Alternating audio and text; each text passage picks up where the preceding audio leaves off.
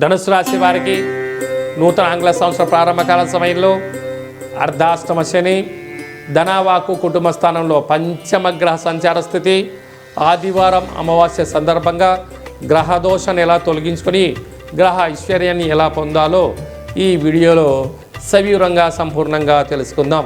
ధనుసు రాశిలో ఏ నక్షత్రాలు వస్తాయనగా మూలా నక్షత్రంలోని 4 పాదాలు, పూర్వాషాఢ నక్షత్రంలోని 4 పాదాలు, ఉత్తరాషాఢ నక్షత్రంలో 1 పాదం కలిపితే ధనుసు రాశి.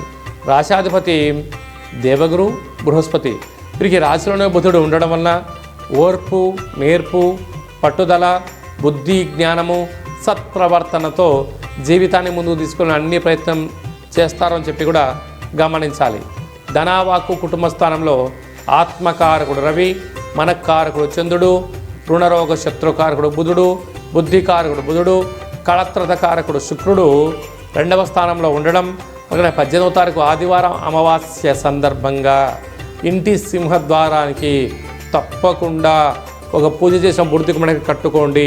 వాస్తును నరదృష్టిని తొలగిస్తుంటుంది.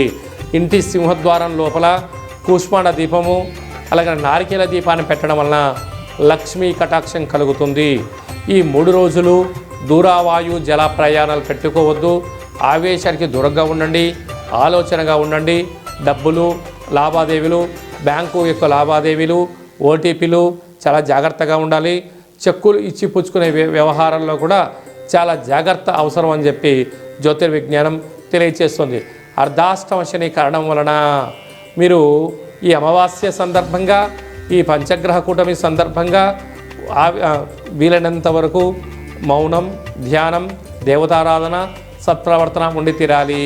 వీలైనంత వరకు లావాదేవీలు, క్రయ విక్రయాలు, దూరావాయు జల ప్రయాణాలు కూడా పెట్టుకోవద్దు. సప్తమ గురు సంచార స్థితి ఉండడం వలన ప్రేమికులు చాలా జాగ్రత్తగా ఉండాలి.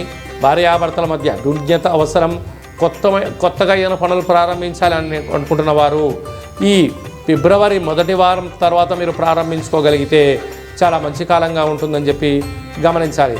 భార్యాభర్తలు తూర్పు, పడమర ప్రయాణాలు చేసేటప్పుడు ఎన్నో జాగ్రత్తలు అవసరం. ఆవేశం తగదు, ఆలోచన అవసరం. సాఫ్ట్వేర్ ఉద్యోగస్తులు, హార్డ్వేర్ ఉద్యోగస్తులు, చలనచిత్ర రంగాల్లో పనిచేసే వారు, జర్నలిజంలో ఉండబడినారు, వార్తా సేకరణ కార్యక్రమాల్లో ఉండబడిన వారికి అనేక రకాల సమస్యలు పొంచి ఉన్నాయి. తస్మాత్ జాగ్రత్త అని చెప్పి జ్యోతిర్విజ్ఞానం తెలియచేస్తుంది.